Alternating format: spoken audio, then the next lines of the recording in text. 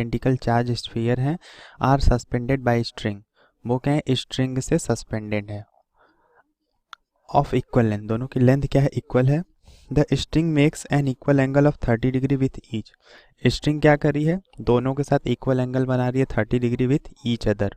Okay, when suspended in liquid of density 0.8, जब वो क्या करेंगे किसी लिक्विड में सस्पेंड किए जाएंगे जिसकी डेंसिटी कितनी है 0.8 है, the angle remain the same, angle क्या रह रहा है सेम रह रहा है उसमें, कि कांस्टेंट ऑफ द लिक्विड, जो डाइलेक्ट्रिक कांस्टेंट होगा लिक्विड का वो क्या होगा ये हमें क्या करना है बताना है। ओके, तो फर्स्ट ऑफ ऑल की जो हमारी कंडीशन है उसको हम क्या करते हैं फिगर से बना लेते हैं।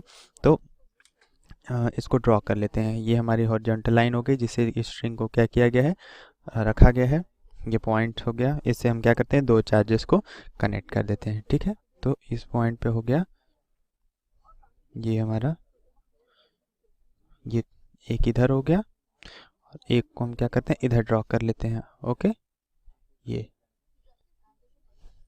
ओके, ये दो कंडीशंस हो गई। अब इसमें हम क्या करते हैं दोनों चार्जेस को भी ड्रॉ कर लेते हैं। तो ये एक चार्ज हो गया हमारा, इसको ओके, तो इसको हम क्या करते हैं ड्रॉ कर लेते हैं। तो ये हो गया हमारा पहला चार्ज। ओके, और एक क्या करते हैं एक और ड्रॉ कर लेते हैं दूसरा, तो इसको भी क्या करते हैं फिट कर देते हैं। ओके, ये हमारे दोनों क्या हो गए चार्जेस हो गए। ठीक है, और यहाँ पे ये जो टोटल एंगल दे रखा है वो कितना दे रखा है 30 डिग्री दे रखा है। ठीक है, टेंशन क्या होगा इसमें टी होगा और इसमें भी क्या होगा टी होगा। ठीक है, एफ ई क्या होगा इस डायरेक्शन में लगेगा, जो हमारा इलेक्ट्रिक फोर्स होगा, दोनों सेम चार्ज हैं तो रिपल करेंगे एक दूसरे को, इधर भी क्या लगेगा एफ ई लगेगा। ओके, तो अब यहाँ पे हमने इसको रिसॉल्व किया। ठीक है, अगर इसको मिडिल से अगर वो कर दिया जाए तो एक एंगल 15 डिग्री एक एंगल 15 डिग्री, एम जी क्या लगेगा डाउनवर्ड डायरेक्शन में लगेगा, और यहाँ पे क्या होगा टी, ये क्या आएगा कॉस 15 डिग्री, और इधर क्या आएगा टी साइन 15 डिग्री। ओके, तो अब यहाँ से अगर हम सारे फोर्सेस को बैलेंस करके लिखेंगे तो इक्विलिब्रियम कंडीशन में एफ ई क्या आएगा टी साइन 15, ये क्या आएगा 15 डिग्री। ओके, ये क्या है 15 डिग्री हो गया, और एम जी इक्वल्स टू क्या आ जाएगा टी कॉस 15 डिग्री। ओके, ये दो हमें क्या मिल गया इक्वेशन मिल गया। अब इन दोनों इक्वेशन को अगर डिवाइड कर दें, अगर इन दोनों इक्वेशन को डिवाइड कर दें तो tan 15 डिग्री इसकी वैल्यू हमें कितना मिल जाएगी, ये मिल जाएगी हमारे पास F E upon M G, इसकी वैल्यू कितनी आ जाएगी F E upon M G आ जाएगी। ओके, ये हमारा क्या हो गया इक्वेशन हमने 1 मान लिया। ठीक है, अब क्या करते हैं जब इसमें इस पूरे सिस्टम को क्या कर दिया जा रहा है लिक्विड में प्लेस कर दिया जा रहा है, जब इस पूरे सिस्टम को लिक्विड में प्लेस कर देंगे तो कंडीशन क्या होगी थोड़ी सी चेंज हो जाएगी, और मैं उसका क्या करता हूँ एक और फिगर बना ड्रॉ कर लेता हूँ। ओके, तो यहाँ देखिए हमने एक और फिगर ड्रॉ कर दिया। इस फिगर में क्या होगा कि ये जो फोर्स उसने बोल रखा है कि जब इसको लिक्विड में ड्रॉप कर दे रहे हैं तो सारे फोर्सेस क्या हैं सेम है, एंगल भी सेम है, बस एक फोर्स एक्स्ट्रा एडिशनल बढ़ जाएगा और टेंशन क्या हो जाएगा टी डैश हो जाएगा साइन 15 डिग्री, और ऊपर क्या होगा ऊपर के डायरेक्शन में आएगा हमारे पास ये आएगा टी डैश कॉस 15 डिग्री, और एक और फोर्स लगेगा बॉयंसी फोर्स, और एम जी क्या होगा डाउनवर्ड डायरेक्शन में ही लगेगा। ओके, तो अब यहाँ से हम क्या करते हैं दोनों इक्वेशन को बैलेंस करते हैं। तो एफ ई इक्वल्स टू क्या मिलेगा टी डैश साइन 15 डिग्री।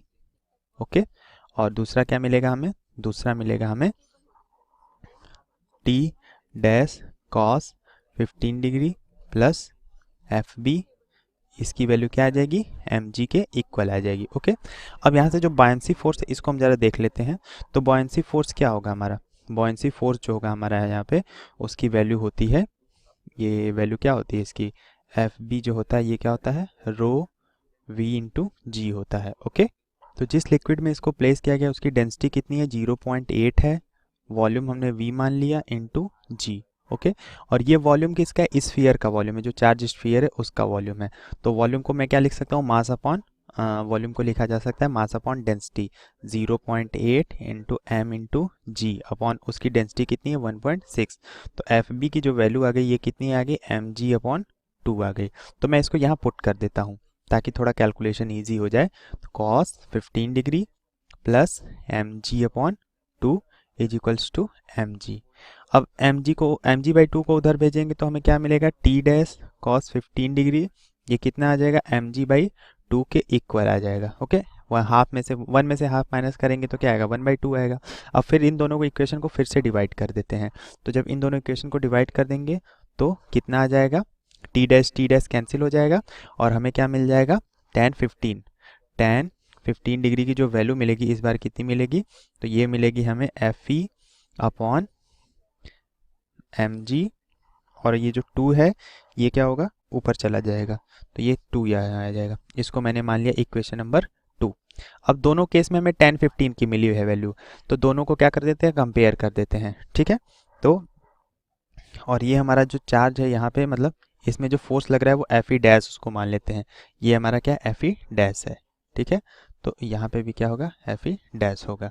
ठीक है, तो अब फ्रॉम इक्वेशन 1 एंड 2 लिख सकते हैं, फ्रॉम इक्वेशन 1 एंड 2। ओके, तो दोनों इक्वेशन से क्या मिलेगा हमें, तो 2 Fe डैश अपॉन mg, और इधर क्या आ जाएगा, ये क्या आ जाएगा, Fe अपॉन mg। तो जो Fe डैश आ गया इसकी वैल्यू क्या आ जाएगी, Fe/2।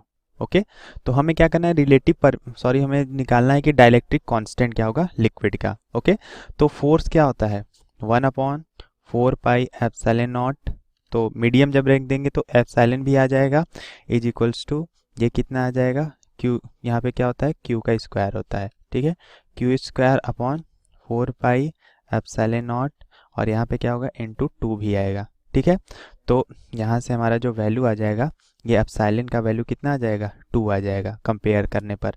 तो डाइलेक्ट्रिक मीडियम जो मीडियम का गया वो कितना आ गया, 2 आ गया। तो सी ऑप्शन यहाँ से क्या कर रहा है, मैच कर रहा है, so C option is right option. Okay, किसी सोप बबल का साइज इंक्रीज करने के लिए जो वर्क डन करना होगा उसकी वैल्यू क्या होगी। ओके, कि जब उसका रेडियस क्या हो रहा है, 3 सेंटीमीटर से कितना हो जा रहा है, 5 सेंटीमीटर नियरली, और सरफेस टेंशन की वैल्यू हमारे पास दे रखा है। ओके, तो जो वर्क डन होता है इस केस में वो क्या होता है, W की वैल्यू क्या होती है, 2T into change in surface area. Okay, ये जो चेंज इन सरफेस एरिया होता है वो होता है। तो यहाँ पे T क्या है, सरफेस टेंशन है, तो 2 इंटू टी की वैल्यू क्या है, 0.03।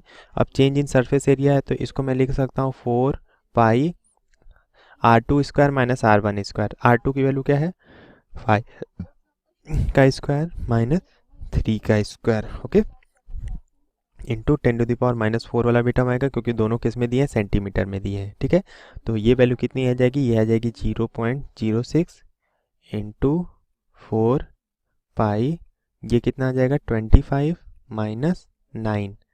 ओके, ये कितना आ जाएगा, इंटू 10⁻⁻⁴। तो अब यहाँ से क्या करते हैं, इसको सॉल्व करते हैं, तो ये कितना आ जाएगा, 4 6 जा क्या होता है, 24, तो 0.24π, ये कितना आ जाएगा, 25 माइनस 9 करेंगे तो ये कितना आएगा, 16 आएगा, इंटू 10⁻⁻⁴। ओके, तो अब क्या करते हैं, दोनों को मल्टीप्लाई कर लेते हैं। तो मल्टीप्लाई करने पर ये वैल्यू कितनी मिलेगी, ये वैल्यू हमें मिलेगी 3.84π इंटू 10⁻⁻⁴। अगर देखा जाए तो इसको हम क्या लिख सकते हैं, 0.384π इंटू 10⁻³ जूल। ओके, तो यहाँ से ये जो W की वैल्यू आ गई इसको हम लिख सकते हैं अप्रॉक्सीमेटली ये 0.4 के इक्वल है, 0.45 मिली जूल। ओके, तो ये हमारी क्या आ गई, एनर्जी आ गई। तो अगर हम इसे अपने ऑप्शंस में देखें तो सी ऑप्शन क्या आ रहा है, इससे मैच कर रहा है, so C option is right option.